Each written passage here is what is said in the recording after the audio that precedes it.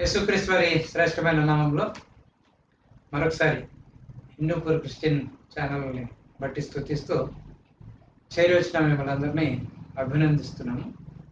కార్యక్రమాన్ని ప్రార్థనతో ప్రారంభం చేసుకున్నాం. ప్రేమ కలిగిన గొప్ప తండ్రి, యేసుక్రీస్తు వారి శ్రేష్టమైన నామంలో మీ కొందనాలు ప్రభా, మరొకసారి సాయంకాల సమయంలో మిమ్మల్ని ఆరాధించి గణపరచుటకు, పూజించుటకు, హెచ్చించుటకు ప్రభా మీరు మాకు ఇచ్చిన అవకాశంకి స్తోత్రాలు. ఈ సమయాన్ని బట్టి ప్రభావ మీ కొందనాలు స్తుతులు చేరుస్తున్నాం. చేరి ఉన్న మమ్మలను నాయన వీక్షిస్తున్నాం. ప్రతి ఒక్కరిని ఆత్మ ద్వారా జీవిస్తారని ప్రార్థిస్తూ మీ వైపు చూస్తున్నాం తండ్రి. మీకు మహిమ కలగాలి నాయన. చేరి వచ్చిన మాకందరికీ దేవుని కలిగినట్లు ఈ కార్యక్రమాన్ని మీ మహిమార్థమై మా క్షేమార్థమై జరిగిస్తారని నమ్ముతూ సమస్తాన్ని మీ వశము చేస్తూ యేసుక్రీస్తు వారి ఘనమైన నామంలో స్తుతించి ప్రార్థిస్తున్నాం మా గొప్ప తండ్రి, ఆమేన్. పాటలు పడుకుందాం.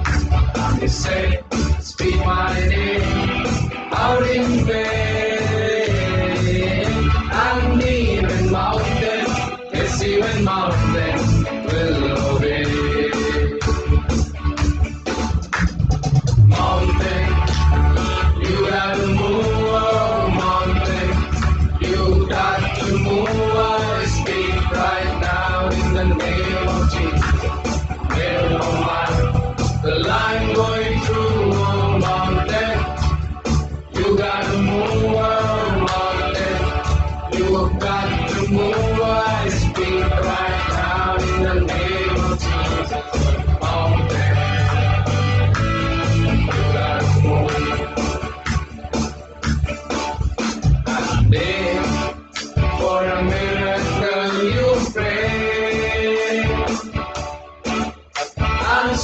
the mountains dancing away. Just speak with confidence in the name, and even mountain, yes, even mountain will obey.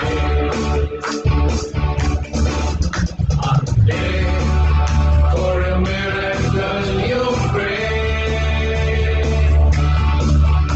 and still the mountain stands in your way. Just speak with confidence in that name, and even mountain, yes, even mountain will obey. Mountain, you got to move on, mountain. You got to move. I speak right now in the name of Jesus. Get up on my feet. I'm going to my mountain. You got to move on, mountain. You got to move. I speak right now in the name of Jesus. Mountain, you got to move.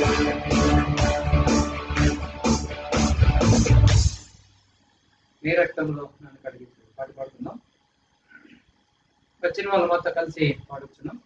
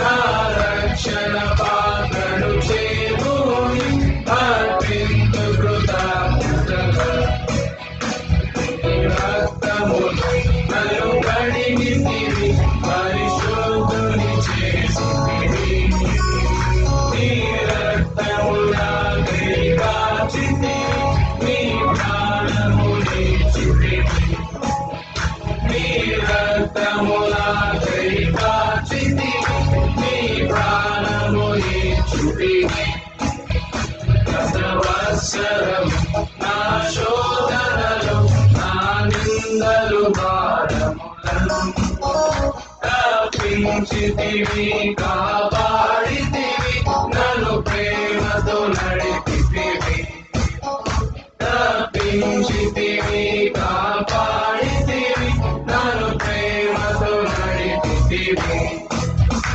ఏమి తునయా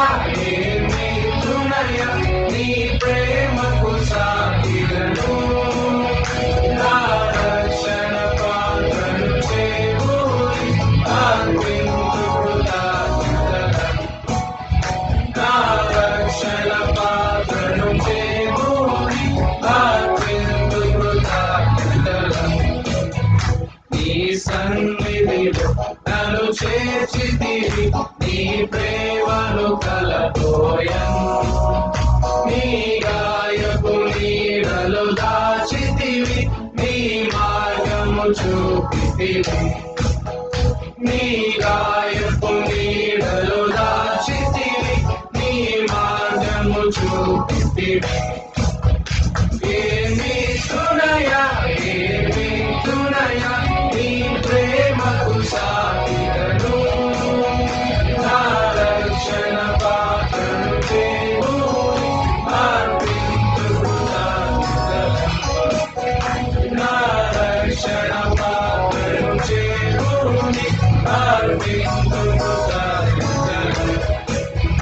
పలు భయములు పదముగా చూసుకొన నీ భయముని చిత్తివి నీవు విలువను మరి ఎడబాయనని వాగ్దానములి చిత్తివి నిన్ను విలువను మరి ఎడబాయనని వాగ్దానములి చిత్తివి ఏమి తునయా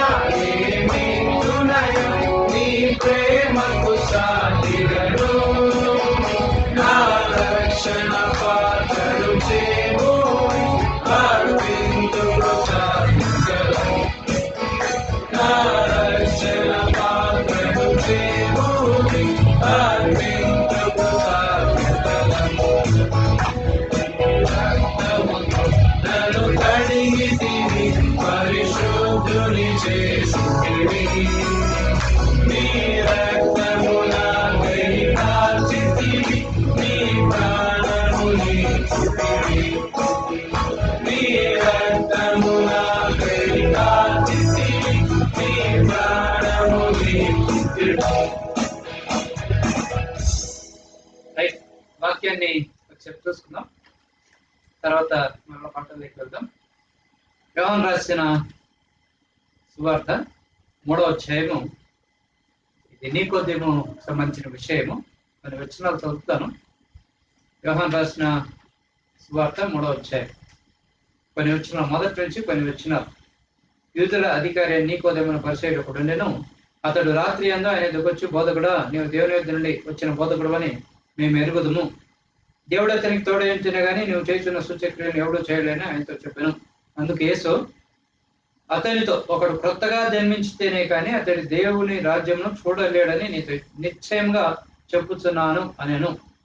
అందుకు నికోదేము, ముసలివాడైన మనుషుడు ఎలా జన్మింపగలడు?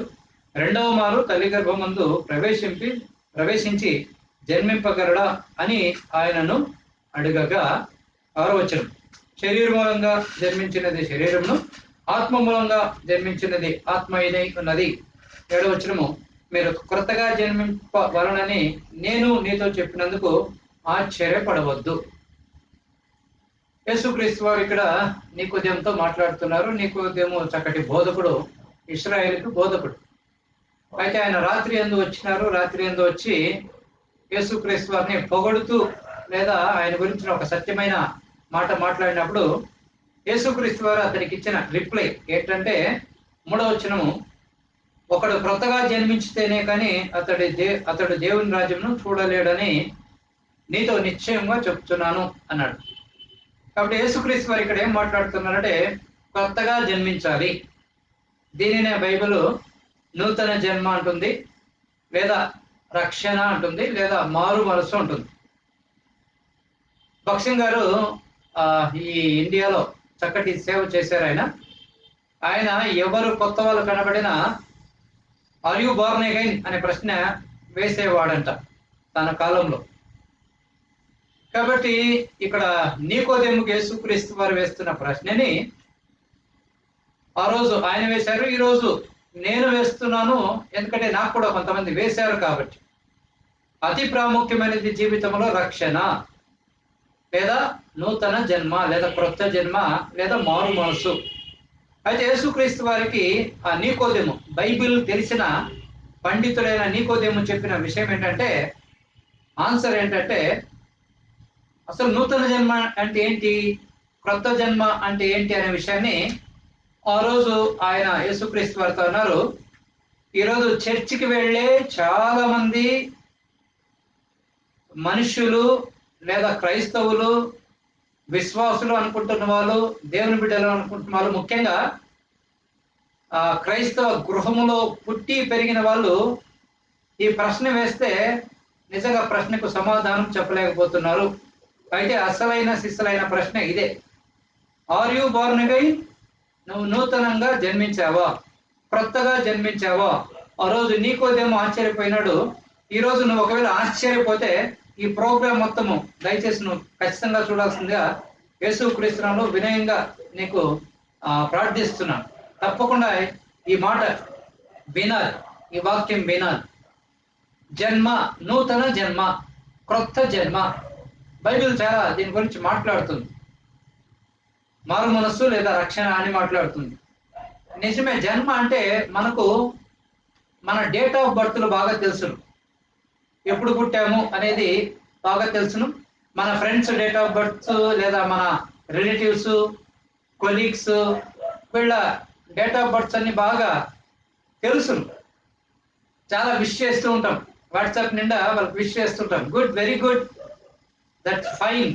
అయితే బైబిల్ విద్యార్థులుగా, క్రైస్తవులుగా, క్రీస్తును నమ్మిన బిడ్డలముగా లేదా సంఘాలకు వెళుతున్న బిడ్డలముగా నిజంగా మనం నూతనంగా జన్మించామా? నీ నూతన జన్మ దినము ఎప్పుడు అంటే నిజంగా చెప్పగలవా? నేను వింటున్న ప్రతి ఒక్కరితో ప్రశ్న వేస్తున్నాను. ఎప్పుడు నూతనంగా జన్మించావు? Can you say that date?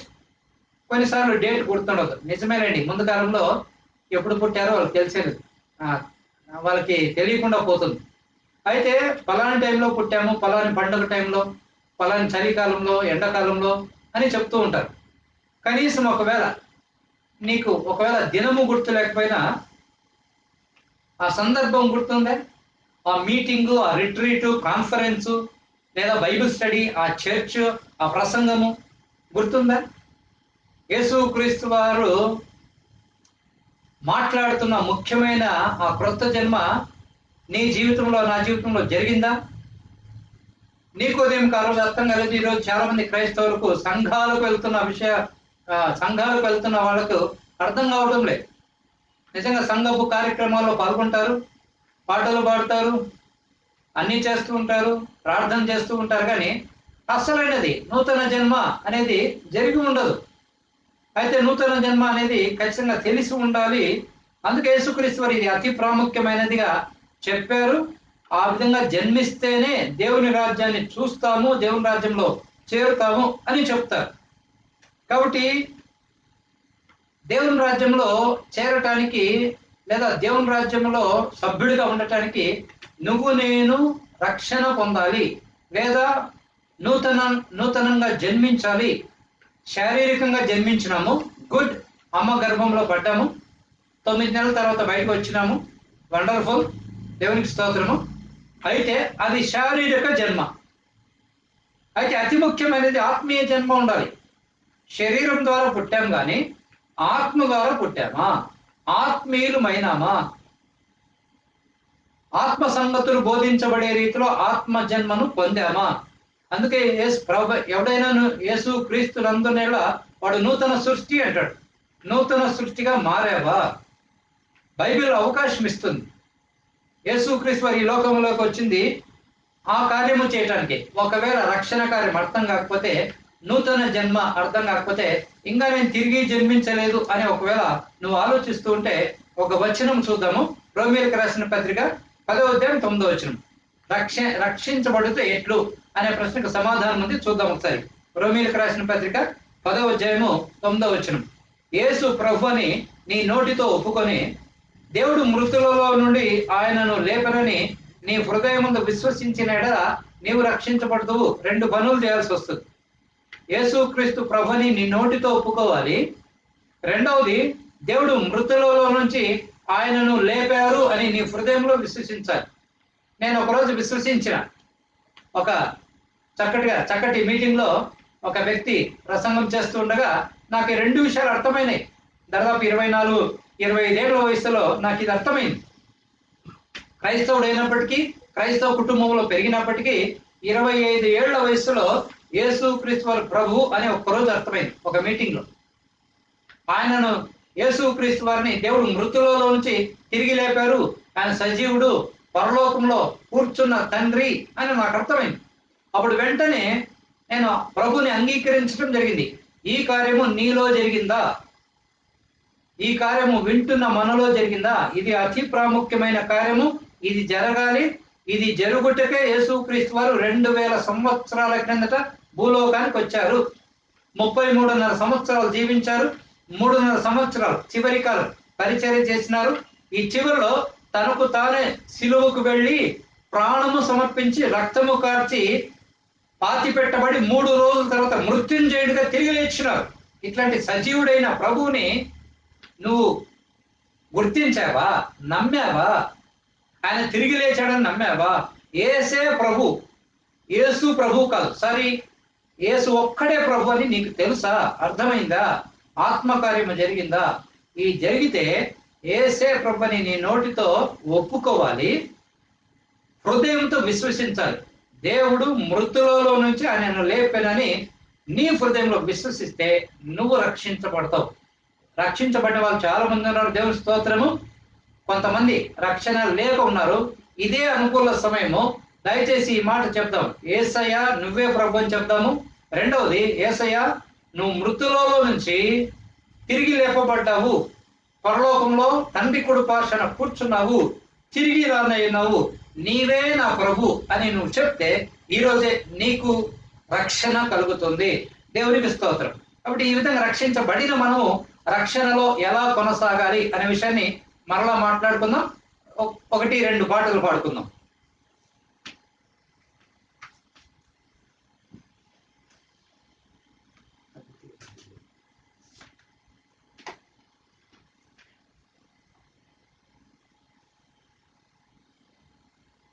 మీకు ఒకవేళ పాట వస్తే అద్వితీయ సత్యదేవుడు అనే పాటని పాడుకుందాం. అందరం కలిసి పాడుకుందాం. పాటను అర్థం చేసుకుంటూ పాడుకుందాం.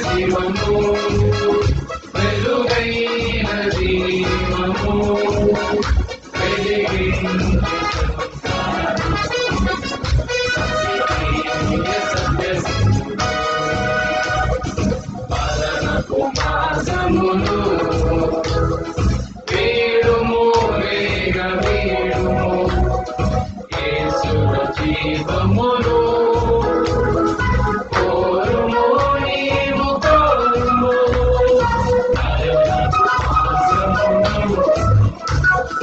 వీడుము వేగ వీడుము యేసులో జీవములు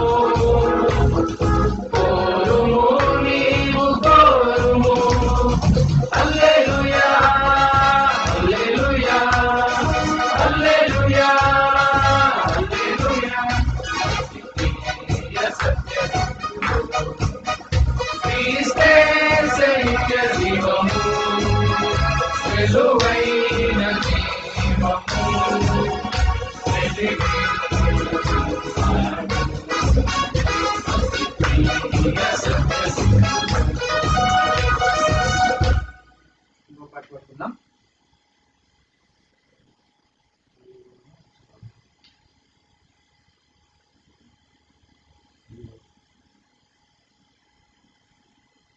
సాగిపోతాము సిగ్గుపోతాం.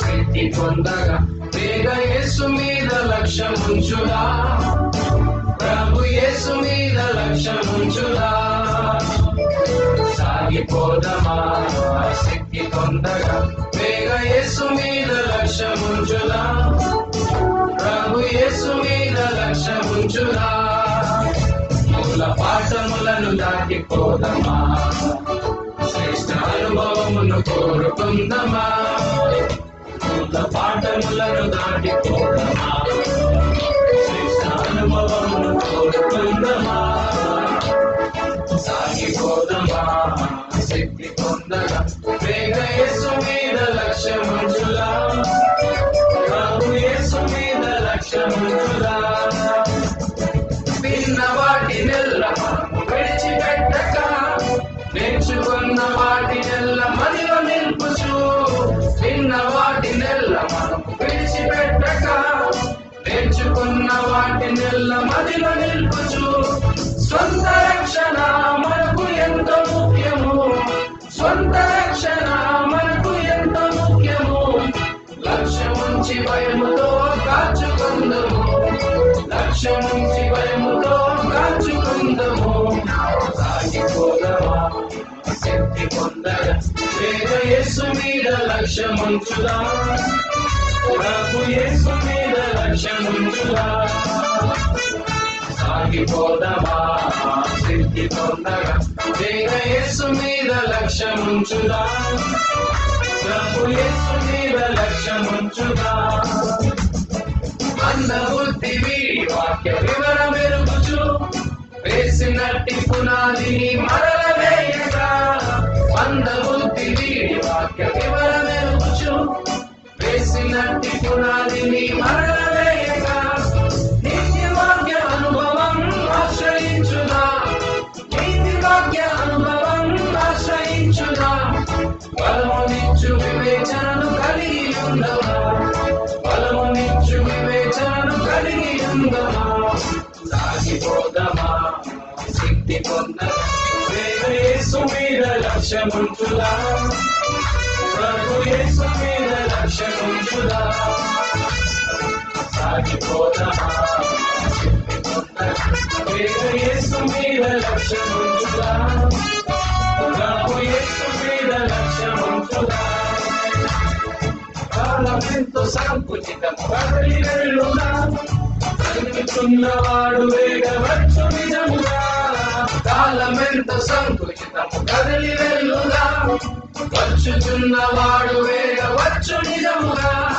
వెనుక తీయక మదిలో కునుకు తీయక, వెనుక తీయక మదిలో కునుకు తీయక, నీతిమంతులు మొగనమ్మ తేజరిల్లురా, నీతిమంతుల మొగనమ్మ తేజరిల్లురా. సాగిపోదమా శక్తి పొంద, వేగ యేసు మీద లక్ష్యముంచురా, ప్రభు యేసు మీద లక్ష్యముంచురా. సాగిపోదమా శక్తి పొంద, వేగ యేసు మీద లక్ష్యముంచురా, ప్రభు యేసు మీద లక్ష్యముంచురా. పూల పాఠములను దాటిపోతున్నా, శ్రేష్ట అనుభవములు కోరుకుందమా, పూల పాఠములను దాటిపోతున్నా, శ్రేష్ట అనుభవములు కోరుకుందమా. సాగిపోదమా శక్తి పొంద, వేగ యేసు మీద లక్ష్యముంచురా, ప్రభు యేసు మీద లక్ష్యముంచురా. రైట్. యేసుక్రీస్తు వారు చెప్పినట్టు ఆత్మీయ జన్మ ప్రాముఖ్యం. శారీరక జన్మ ఉంది, ఆత్మీయ జన్మ ఆ రోజు నీకోదేముతో అడిగారు, ఈరోజు నీకు నాకు ఉండాలి. అది ఖచ్చితంగా యేసు క్రీస్తుని సొంత రక్షకునిగా అంగీకరిస్తే, యేసే ప్రభుని నోటితో ఒప్పుకుంటే, ఆయన మృతులలో నుండి తిరిగి లేచాడు, సజీవుడు అని నీ హృదయమందు విశ్వసిస్తే, నువ్వైనా నేనైనా రక్షించబడతాం. అంటే నూతనంగా జన్మించాము. జన్మించిన పసిబిడ్డ పాలను అపేక్షిస్తుంది. బిడ్డ పుట్టిన తర్వాత ఏడ్చింది అంటే కేవలం పాల కోసం మాత్రమే ఏడుస్తుంది. కాబట్టి రక్షణ పొందిన మనం, నూతనంగా జన్మించిన మనము పాలుని ఖచ్చితంగా అపేక్షిస్తాం. అందుకే పేతురు చక్కగా తన గ్రంథంలో, మొదటి గ్రంథంలో 2వ అధ్యాయం 3వ వచనంలో ఏమంటాడంటే, క్రొత్తగా జన్మించిన శిశువులను పోలిన వారై, ఎట్లంట, క్రొత్తగా జన్మించిన శిశువులను పోలిన వారై నిర్మలమైన వాక్యమును పాల వలన రక్షణ విషయంలో ఎదుగు నిమిత్తము ఆ పాలను అపేక్షించుడి. శారీరకంగా పుట్టిన బిడ్డ పాలను ఏ విధంగా చాలా అపేక్షిస్తుందో, కోరుకుంటుందో, రక్షణ పొందిన మనం, ఆత్మీయ జన్మ పొందిన మనము కూడా నిర్మలమైన వాక్యమును పాల వలన ఎదుగు నిమిత్తము ఆ పాలను అపేక్షించుడి. రక్షించబడటము ఒక ఎత్తు, రక్షణలో కొనసాగటము రెండవ ఎత్తు. ఈ రక్షణలో కొనసాగటంలో కొన్ని ప్రాబ్లమ్స్ వస్తాయి. వాటి గురించి మాట్లాడటానికి కొద్దిసేపు ప్రయత్నం చేద్దాం. రక్షణ పొందుతారు కానీ వాక్యము చదవరు, వాక్యం వినరు, లేదా కొన్ని రోజులు కొన్ని నెలలు వింటారు, మరల వాక్యాన్ని వదిలేస్తారు. ఎవరైతే వాక్యము దగ్గరికి రాకుండా పోతారో వారు ఖచ్చితంగా బలహీనులు అవుతారు. ఎదగకుండా ఉండటానికి అవకాశం ఉంటుంది.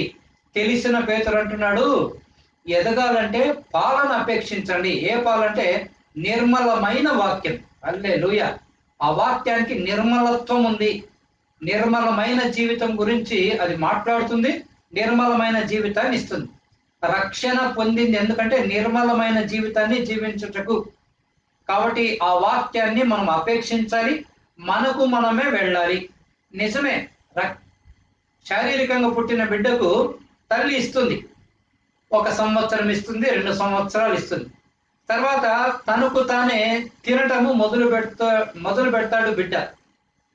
కాబట్టి రక్షణ పొందిన తర్వాత మనము కూడా పాలన అపేక్షిస్తాము, ఆ వాక్యాన్ని అపేక్షిస్తాము, వింటాము. నిజంగా రక్షణ పొందిన కొత్తలో ప్రతి మీటింగ్కి వెళ్తాం, ప్రతి బైబిల్ స్టడీకి వెళ్తాం, ప్రతి చర్చి సభకి వెళ్తాం, ప్రతి ప్రార్థన కూటానికి వెళ్తాము. కొన్ని సంవత్సరాలు అయిన తర్వాత సాతాను వేసే ఆ ఆలోచనలు లేదా తలంపులు మోసాల్లో పడి వెనక్కి పడతాం. దీన్నే బ్యాక్ స్లైడింగ్ అంటారు. వెనక్కి జారుతున్నారు అని వాక్యం చక్కగా మాట్లాడుతుంది. కాబట్టి రక్షణ పొందిన వ్యక్తి పాలను అపేక్షించాలి, పాలు తాగాలి, ఆహారం తినాలి, రేపొద్దున మాంసం తినాలి. పాలు మొదటి స్టేజ్లో, రెండవది కొంచెం బలమైన ఆహారము, ఇంకా అద్భుతమైన బలమైన ఆహారం 3వ దశలో ఇస్తారు. కాబట్టి రక్షణ పొందిన తర్వాత పాలను ఏ విధంగా బిడ్డ అపేక్షిస్తాడో మనము కూడా వాక్యాన్ని బాగా చదవాలి, వినాలి. సరే, కొన్ని రోజులు ఈ విధంగా ఒక బిడ్డ ఒక 3 ఏళ్ళు గడిచిపోయింది అనుకోండి. అందరికీ వేసే ప్రశ్న, 3 ఏళ్ళు అయిన తర్వాత ఒక బిడ్డకు 3 ఏళ్ళు వయసు వచ్చిన తర్వాత 3 ఇయర్స్ వచ్చిన తర్వాత ఏం చేస్తారు తల్లిదండ్రులు? ఏం చేస్తారు? ఎల్కేజీకి వేస్తారు. ఖచ్చితంగా ఎల్కేజీకి వేస్తారు, స్కూల్కి వేస్తారు. ఎడ్యుకేషన్ రావాలి, విద్య నేర్చుకోవాలి. ఇక్కడ కూడా అదే ఉంది, క్రైస్తవ్యంలో కూడా అదే ఉంది. నేను వేసే ప్రశ్న, ఎల్కేజీలో ఉన్నావా, యూకేజీలో ఉన్నావా, ఫస్ట్ స్టాండర్డ్లో ఉన్నావా, 5th, 10th, inter, degree, PG or university, where you are man? ఖచ్చితంగా ప్రతి వాళ్ళకి ఈ ప్రాసెస్ ఉంది. పుట్టిన బిడ్డలు 3 ఏళ్ళు ఇంట్లో ఉంటారు, 4వ సంవత్సరం నుంచి ఖచ్చితంగా స్కూల్కి వెళ్తారు. నువ్వు కూడా క్రీస్తు యేసు పాఠశాలలో చేరాలి, ఖచ్చితంగా చేరాలి.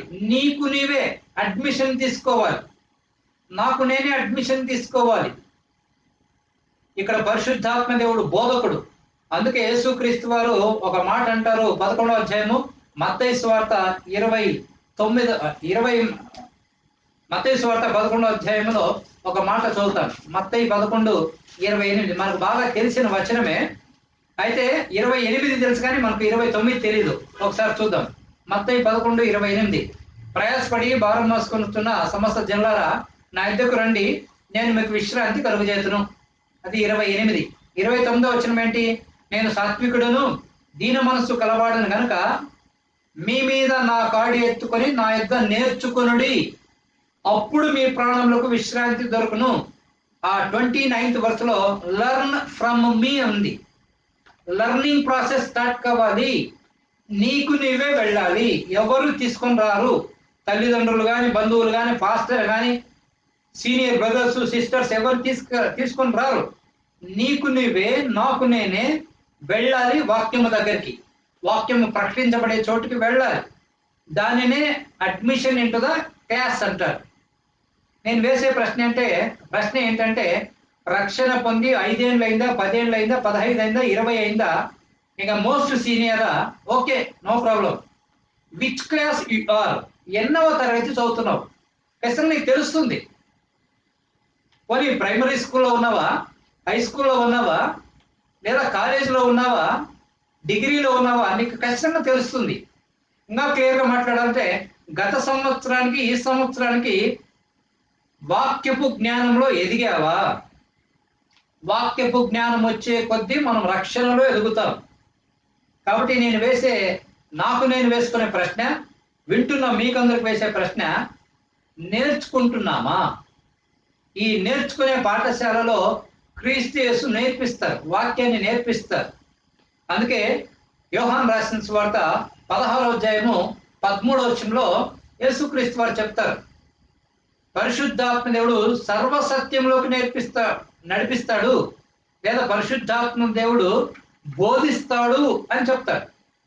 కాబట్టి మనమే రావాలి, పరిశుద్ధాత్మ దేవుడు బోధిస్తాడు. నిజమే, సంఘానికి ఆదివారం వెళ్ళాలి. సోమవారం నుంచి శనివారం వరకు నీకు పర్సనల్ గా ఇంట్లోనే పరిశుద్ధాత్మ దేవుడు వాక్యాన్ని బోధిస్తాడు. ఎందుకంటే వాక్యాన్ని రాయించింది ఆయనే నీకు నాకు బోధిస్తాడు. ఖచ్చితంగా బోధించబడాలి, నేర్చుకోవాలి.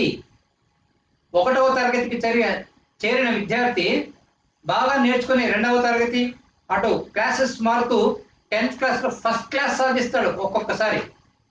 నిజమే, కొన్నిసార్లు ఆలోచిద్దాం, ఈసారి 10th క్లాస్ అంతా ఫ్రీగా పాస్ అయినట్లేండి, అదొక దేవుని కృప. అయితే ఖచ్చితంగా 10th క్లాస్లో కొంతమంది ఫస్ట్ క్లాస్ వస్తారు, కొంతమంది 2nd క్లాస్ వస్తారు, కొంతమంది 3rd క్లాస్ వస్తారు, కొంతమంది ఫెయిల్ అవుతారు. క్రైస్తవ జీవితంలో కూడా నీది ఏ క్లాస్? నేను మరలా మాట్లాడుతున్నా, జ్ఞానము కోసం బైబిల్ చదువుకుందాము గాక, సర్టిఫికెట్స్ కోసం బైబిల్ చదువుకుందాము గాక. బైబిల్ని చదివేది, వాక్యాన్ని నేర్చుకునేది రక్షణలో ఎదుగుటకు, హల్లెలూయా, కొత్త జన్మలో ఎదుగుటకు. ఈ పాత జన్మ కాదు, ఈ క్రొత్త జన్మలో క్రొత్త అనుభవాలు ఉన్నాయి, శ్రేష్ఠ అనుభవాలు ఉన్నాయి, దేవునితో అనుభవాలు ఉన్నాయి, దేవునితో సహవాసం ఉంది. దేవుడు నీతో నాతో సహవాసం చేస్తున్నాడు. మన పరిశుద్ధాత్మకు ఆలయము. ఈ పరిశుద్ధాత్మతో సహవాసం, దేవునితో సహవాసం, దేవుని పైన అవగాహన పెరిగిందా? ఈ దేవుని పైన అవగాహన పెరుగుతూ ఉండగా విశ్వాసం పెరుగుతుంది. అందుకే రోమీయులకు రాసిన పత్రిక ఈ విధంగా సెలవిస్తుంది, వినుట వలన విశ్వాసము కలుగును. దాన్ని ఇంకా క్లియర్ గా చెప్పాలంటే ఫెయిత్ కమ్స్ బై హియరింగ్ అంటుంది. ఐఎన్జి ప్రెజెంట్ కంటిన్యూస్ టెన్స్ అంటే వింటూ ఉండటం వలన విశ్వాసం కలుగును. వింటూ ఉన్నావా? క్రమంగా సంఘానికి వెళ్తున్నావా? విన్న వాక్యాన్ని మరలా గుర్తు చేసుకుంటున్నావా? నీకు నీవు బైబిల్ ఇంట్లో కూర్చొని చదువుతున్నావా? పరిశోధిస్తున్నావా? కొన్నిసార్లు ఆశ్చర్యకరమైన విషయం ఏంటంటే రక్షణ పొంది 10 ఏళ్ళు అవుతుంది, దయచేసి ఫర్గివ్ మీ, జెఫన్యా గ్రంథం అంటే తెలిసేది రాదు, హబక్కూకు కంటే నూతన నిబంధన తెలుస్తూ ఉంటారు. Very sad. నిజంగా నా హృదయంలో పెయిన్ ఉంది, మాట్లాడుతున్నాను. ఎవరు విమర్శిస్తున్నానని అనుకోకుండా సత్హృదయంతో, మంచి హృదయంతో తీసుకుందాం. ఆదికాండం నుంచి ప్రకటన గ్రంథం వరకు కేవలం 66 పుస్తకాలు. రక్షణ పొంది 5 ఏళ్ళు 10 ఏళ్ళు అయినా కూడా ఒక్కసారి కూడా బైబిల్ చదవలేదా? కనీసం నూతన నిబంధన తిప్పివేయలేదా? అట్లా ఉండటకు దేవుడు నిన్ను నన్ను పిలవలేదు. రక్షణ పొందింది ఎందుకంటే వాక్యము చదివి రక్షణలో ఎదుగుటకు. అందుకే యేసుక్రీస్తు వారు శిష్యులకు ఒక మాట చెప్పారు. మత్తయి సువార్త 28వ అధ్యాయము 20 వచనం ఒక మాట చదువుతాను, దయచేసి విందాం. శిష్యులకు ఆయన చెప్పారు. ఏం చెప్పారంటే, సర్వలోకానికి వెళ్ళండి, సువార్త ప్రకటించండి అంటూ భక్తులను చేయొద్దండి అన్నాడు. ఈరోజు భక్తులు కాదు, అవసరం లేదు, భక్తులు అవసరం లేదు. వారం వస్తే సండే మాత్రం వెళ్ళే భక్తులు అవసరం లేదు దేవుడికి. అంటే అవసరం లేదంటే వద్దని కాదు, రావాలి ఖచ్చితంగా. అయితే దేవుడు భక్తులను కోరుకోవటంలే, మతములో భక్తులు ఉన్నారు. ఇది మతము కాదు, మార్గము, రక్షణ, కొత్త జన్మ, ఎదుగుదల ఉంది. అందుకే మత్తయి సువార్త 28 లాస్ట్ వచనం, నేను మీకు ఏ సంగతులు ఆజ్ఞాపించుతునో వాటినన్నిటినీ గైకొనవలనని వారికి బోధించుడి. సంఘంలో ప్రతి వారము బోధ జరుగుతుంది. ఎందుకంటే యేసుక్రీస్తు వారు ఏ సంగతులు ఆజ్ఞాపించారో తెలియజేశారో వాటిని గైకొనాలి. వాటిని గైకొనుటకు ఒక మార్గం ఏంటంటే బోధ. నువ్వు బోధకు వెళ్ళాలి, ఇంట్లో నువ్వు బోధించబడాలి, నేను బోధించబడాలి. కాబట్టి క్రమముగా ఈ రక్షణలు ఎదుగుతున్నామా? వాక్యం చదువుతున్నామా? వాక్యాన్ని వింటూ ఉన్నామా? వాక్యాన్ని కంఠస్థం చేస్తున్నామా? వాక్యంతో సమయం గడుపుతున్నామా? దశమ భాగం ఇవ్వాలి. 24 గంటలో 2 గంటల 40 నిమిషాలు దేవునికి ఇవ్వాలి. ఇస్తున్నామా? ఖచ్చితంగా ఇది ఇవ్వాలి. ఇది ఇచ్చిన వాళ్ళు ఖచ్చితంగా ఆ రక్షణలో ముందుకు పోతూ ఉంటారు. అందుకే చక్కగా ఉంది, వర్కౌట్ యువర్ సాల్వేషన్. సొంత రక్షణను భయంతో కొనసాగించుడి అని వాక్యం చెప్పింది. ఆదేశాలు ఇవ్వబడ్డాయి. వినాలి, గ్రహించాలి. రక్షణ పొందింది ముందుకు వెళ్ళుటకు, ఉండుటకు కాదు. మామూలుగా కొంతమంది స్కూల్లో చేరతారు, మొదటి తరగతిలో చేరతారు, 5వ తరగతి 7వ తరగతి కొంతమంది వదిలేస్తారు, 10వ తరగతి వదిలేస్తారు, కొంతమంది కాలేజీకి వెళ్ళరు, కొంతమంది ఇంటర్మీడియట్కి వెళ్తారు, మళ్ళా పియూసీకి వెళ్తారు, అక్కడ ఫెయిల్ అవుతారు, డిగ్రీకి వెళ్ళరు. క్రైస్తవులలో కూడా ఇదే జరుగుతుంది. జరగకూడదు, కంటిన్యూస్ గా వెళ్ళాలి. నిజమే పడతాం, నిజమే ఇబ్బందులు ఉంటాయి, శోధనలు ఉంటాయి, సైడ్ వేస్ ఉంటాయి. అయితే వాటన్నిటి నుంచి తప్పించుకొని రావాలి. నీతిమంతుడు 7 మారులు పడినను తిరిగి లేచును అన్నారు. లేచిన వ్యక్తిగా ఒకవేళ నువ్వు ఉంటే, నీతో దేవుడు మాట్లాడుతున్నాడు, లేచి వాక్యము దగ్గరికి రా, వాక్యాన్ని ప్రేమించు, దేవుడు నిన్ను నన్ను చేపట్టి నడిపిస్తాడు. కాబట్టి రక్షణలో ముందుకు వెళ్ళాలి. రక్షణలో ముందుకు వెళ్ళకుండా ఉండటానికి ఏం కారణాలు? ఆ కారణాల గురించి ఆలోచిద్దాము. ఒక పాట పాడిన తర్వాత ఆలోచిద్దాం. ఒక పాట పాడుకుందాం.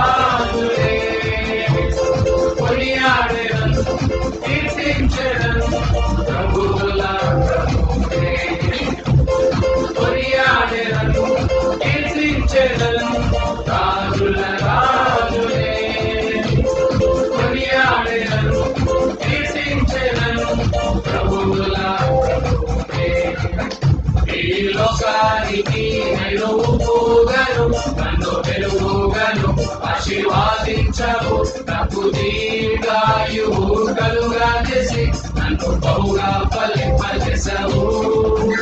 ఈ లోకానికి నన్ను ఉప్పుగను, నన్ను వెలుగుగను ఆశీర్వాదించవు, నాకు దీర్ఘాయువు కలుగా చేసి నన్ను బహుగా ఫలింపజేసవు.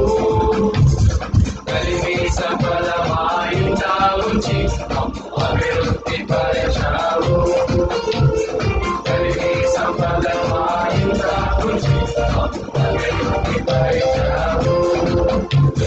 కొనియాడెదను కీర్తించెదను రాజుల రాజునే, కొనియాడెదను కీర్తించెదను ప్రభువుల ప్రభువునే, కొనియాడెదను కీర్తించెదను రాజుల రాజునే, కొనియాడెదను కీర్తించెదను ప్రభువుల ప్రభువునే. ఘనతకు అర్హుడవు యేసయ్యా నీవు, స్తుతులకు అర్హుడవు యేసయ్యా నీవు, ఘనతకు అర్హుడవు యేసయ్యా నీవు, స్తుతులకు అర్హుడవు యేసయ్యా. దేవునికి స్తోత్రం. యేసుక్రీస్తు వారు అన్నారు, ఉప్పుగా వెలుగుగా ఉండాలి అన్నారు. నేను ఉప్పుగా నన్ను ఉప్పుగా ఉంచారు, నిన్ను వెలుగుగా నన్ను వెలుగుగా ఉంచారు. ఈ లోకానికి మనం ఉప్పు వెలుగై ఉన్నాము. రక్షణలో ఎదిగేవాళ్ళు, రక్షణలో పైకొచ్చేవాళ్ళు, రక్షణని వర్కౌట్ చేసేవాళ్ళు ఈ లోకానికి ఉప్పుగా ఉండాలని, వెలుగుగా ఉండాలని దేవుని చిత్తము, దేవునికి ఇష్టం. అయితే కొన్నిసార్లు ఏమవుతుందంటే రక్షణలు ఎదగము కాబట్టి ఎక్కడ వేసిన గొంగలి అక్కడే ఉన్నట్టు క్లాసెస్లో, మామూలుగా స్కూల్ లైఫ్లో లేదా ముందు పై తరగతులలో డ్రాప్ అవుట్ అవుతుంటారు, వదిలేస్తారు. నేను డ్రాప్ పెట్టేసినాను అంటుంటారు. బట్ కొంతమంది బైబిల్ డ్రాప్ పెట్టేస్తారు. సారీ, దేనికైనా డ్రాప్ పెట్టవచ్చు, కానీ రక్షణ పొందిన వ్యక్తి బైబిల్కి డ్రాప్ పెట్టడానికి అవకాశం లేదు. ఖచ్చితంగా నువ్వు చదవాలి, ఎదగాలి. బైబిల్ చదివితే మాత్రమే నువ్వు నేను ఎదుగుతాము. కాబట్టి రక్షణలు ఎదిగే కొద్దీ మన క్వాలిటీ లైఫ్ పెరుగుతుంది, మన మాటలు మారుతాయి, మన క్రియలు మారుతాయి. మంచి క్రియలు చేసే వారంగా ఉండటానికి మనం రక్షించబడ్డాము. అందుకే బయట వాళ్ళు ఏమంటున్నారు తెలుసా, క్రీస్తు ఇష్టము కానీ క్రైస్తవులు ఇష్టం లేదు అంటారు. ఈ మధ్య ఒక స్నేహితుడు అంటున్నాడు, సార్ క్రీస్తు ఇష్టం కానీ క్రైస్తవులు అంటే నాకు ద్వేషము సార్ అన్నారు. ఎందుకంటే క్రీస్తు మంచివాడు లోకానికి తెలుసు. క్రీస్తును నమ్ముకున్న మనము నిజంగా ఆయన జీవించమన్నట్టు ఉప్పులాగా జీవించకపోతే, వెలుగులాగా జీవించకపోతే ఇలాంటి మాటలు రావడానికి అవకాశం ఉంది. నిజమే, వాళ్ళు అన్నారని వాళ్ళు విమర్శించడం కాదు, కానీ మన జీవితాన్ని చూసుకుంటే, మన ప్రభు యొక్క ఉద్దేశాన్ని చూసుకున్నప్పుడు నిజంగా మనం రక్షణలో ఎదగటానికి అవకాశం ఉంటుంది. కాబట్టి రక్షణ పొందిన తర్వాత సాక్ష్యకరమైన జీవితం ఉందా, మాటలు మారినాయా, మాదిరికరమైన జీవితాన్ని జీవిస్తున్నామా, క్రమమైన జీవితాన్ని జీవిస్తున్నామా అనేది చాలా ముఖ్యమైన ప్రశ్న. మన మాటలకు మన జీవితానికి సంబంధం ఉందా అనేది చాలా ముఖ్యమైన ప్రశ్న. ఇది వేసుకున్నప్పుడు మాత్రమే రక్షణలో ఎదుగుతాం. రక్షణలో ఎదిగేటప్పుడు రక్షణ ఆనందం ఉంటుంది. హల్లెలూయా. రక్షణలో ఆనందం ఉంది. పేతురు అంటాడు, చెప్పనశక్యమును మహిమాయుక్తమైన సంతోషం అంటాడు. దేవుని యందు ఉండే సంతోషం కంటే ఇక లోకంలో సంతోషము లేనే లేదు. దేవుని వాక్యము తేనె అంటాడు భక్తుడు. దేవుని వాక్యము క్రొవ్వు మెదడు అంటాడు భక్తుడు. దేవుని వాక్యాన్ని ధ్యానించేవాడు నీటి కాలంలో ఎవరను నాటబడిన చెట్టు అంటాడు భక్తుడు. పచ్చని చెట్టులాగా ఉంటాం, ఫలించే చెట్టులాగా ఉంటాం. అతడు చేయనిదంతే సఫలమగును అంటాడు. కాబట్టి రక్షణ పొందిన వ్యక్తులుగా మనం వాక్యంలో నిలిస్తే, నా మాటలు మీ యందు నిలిచినడలా మీకేది ఇష్టమో అడుగుడి అంటాడు. కాబట్టి రక్షణ పొందిన తర్వాత ఆయన మాటలు మన హృదయంలో నిలబడాలి, అంటే ఉండాలి, స్టోర్ కావాలి, అంతగా చదవాలి, అంతగా వాక్యాన్ని ప్రేమించాలి, వాక్యాన్ని బహుగా ప్రేమించాలి. ఎందుకంటే వాక్యమైన దేవుడు మనకు వాక్యాన్ని ఇచ్చినారు. అందుకే దేవుడు నిన్ను అద్భుతంగా రక్షించుకున్నారు. నిజంగా రక్షణ అనేది ఒక అద్భుతమైన విషయం. రక్షణ పొందకముందు లోకంలో ఉన్నాము, పాపులుగా ఉన్నాము. అయితే రక్షణ పొందిన తర్వాత నీతిమంతులమయ్యాము, పరిశుద్ధులమయ్యాము, దేవుని కుటుంబంలో చేరాము. దేవుడు మనకు తండ్రి ఉన్నాడు. ఆ తండ్రి మనల్ని బిడ్డలుగా లోకానికి చూపించాలనుకుంటున్నాడు. కాబట్టి మనం ఎంత చక్కగా బ్రతికితే, మనం చక్కగా ఎంతగా జీవిస్తే ఆ తండ్రికి అప్పుడు మహిమ, ఆయనకు మహిమ మాత్రమే కాదు, మన జీవితాలలో సంతోషము, ఆనందము ఉంటుంది. ఒక 2 మాటలు చెప్పి ముగించాలనుకుంటున్నాం. ఈ రక్షణలో పొందే వ్యక్తులకి సాతానుడు రకరకాల అట్రాక్షన్స్ చూపిస్తాడు. వాడి అట్రాక్షన్స్ లో ఒకవేళ వెళితే రక్షణలో వెనక్కి వెళ్ళటమే కాక ఆనందాన్ని పోగొట్టుకుంటాము, దేవుడిచ్చిన సంతోషాన్ని పోగొట్టుకుంటాము, దేవుడితో సహవాసాన్ని పోగొట్టుకుంటాము. దేవుడితో సంబంధం పోదు, అయితే సహవాసం పోగొట్టుకుంటాము. ఆ సహవాసం పోగొట్టుకోవటం వల్ల ఆనందం ఉండదు, సంతోషం ఉండదు. మనం చాలా దుఃఖముఖులై ఉంటాం, చాలా చింతలతో, బాధలతో నిండి ఉంటాం. నిజంగా రక్షణ ఆనందం చేత నింపబడాల్సిన మనము చెప్పనశక్యమును మహిమాయుక్తమును అయిన సంతోషం చేత నింపబడవలసిన మనము రోజు రోజుకు అధికమైన ఆనందం కలిగి ఉండాల్సిన మనము వాక్యానికి దూరం అయితే, ఈ రక్షణలో ఎదగకపోతే పాపము వలన కష్టము, నష్టము, ఇబ్బంది, దుఃఖము, సమస్యలే వస్తాయి.